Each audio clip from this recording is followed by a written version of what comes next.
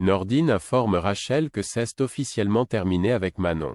Il encaisse plutôt bien la nouvelle et est même prêt à refaire sa vie. Le problème, c'est qu'il ne sait plus comment draguer. Pour Ryder, Rachel lui demande s'il a récemment eu des vues sur une femme. Après quelques secondes de réflexion, Nordine semble avoir une illumination. Plus tard dans la journée, le policier se rend à l'hôpital pour voir la sœur de Soraya. Il tombe sur Christelle, qui l'informe que Nor a bientôt terminé sa journée de travail. Nordine s'empresse de quitter l'hôpital et attend impatiemment la jeune femme sur le parking. À son arrivée, Nor est ravi de voir Nordine. Le jeune homme lui offre une boîte de chocolat et l'invite à prendre un verre ce soir. Malheureusement, Nor répond qu'elle a déjà autre chose de prévu. Il décide toutefois de reporter le rencard à demain. Barr a un nouveau colocataire. Timothée, qui ne dort plus chez lui depuis plusieurs jours, a encore passé la nuit sur son lieu de travail. Manon lui rappelle que dormir au commissariat est interdit, et qu'il va devoir trouver un autre logement. Timothée en profite pour lui dire qu'il a obtenu un rendez-vous avec Barr pour discuter d'une potentielle colocation.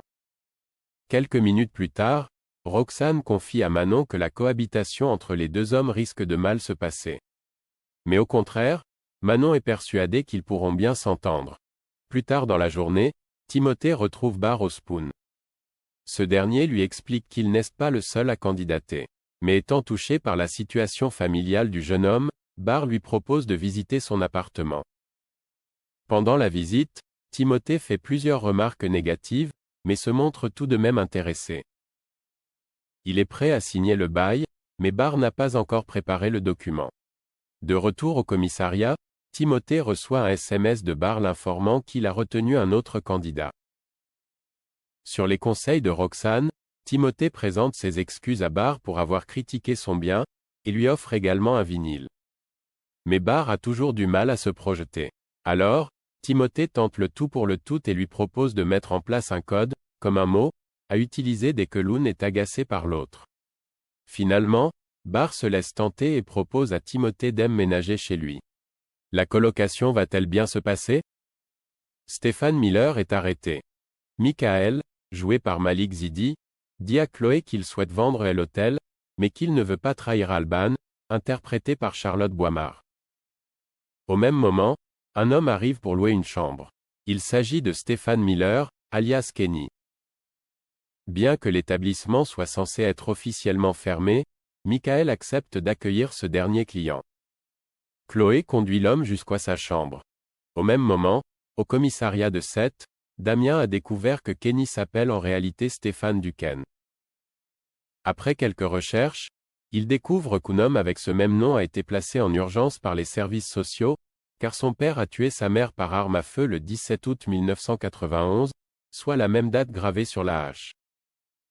Plus tard dans la journée, les deux cousins sont une nouvelle fois convoqués à l'hôtel de police.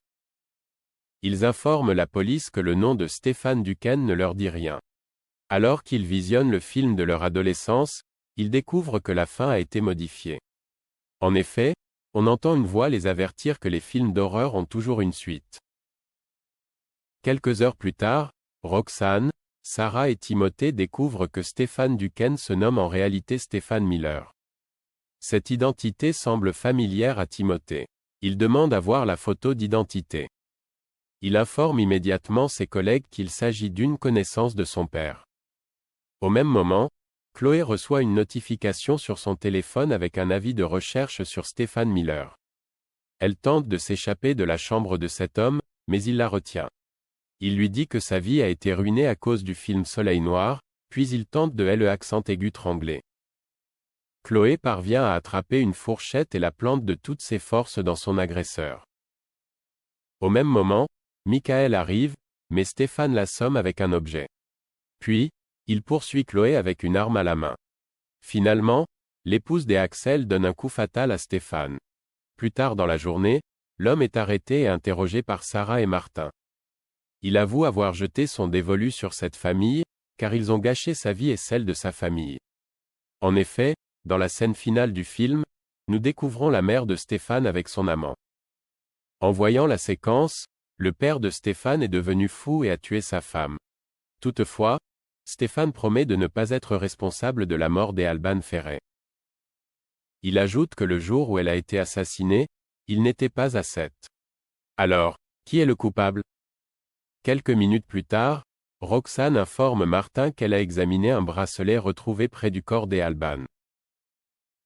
Il s'agit probablement d'un bijou appartenant au tueur. Contre toute attente, en jetant un œil aux photos du dossier, Martin découvre que le bracelet appartient à Octave, le fils de Michael et Alban.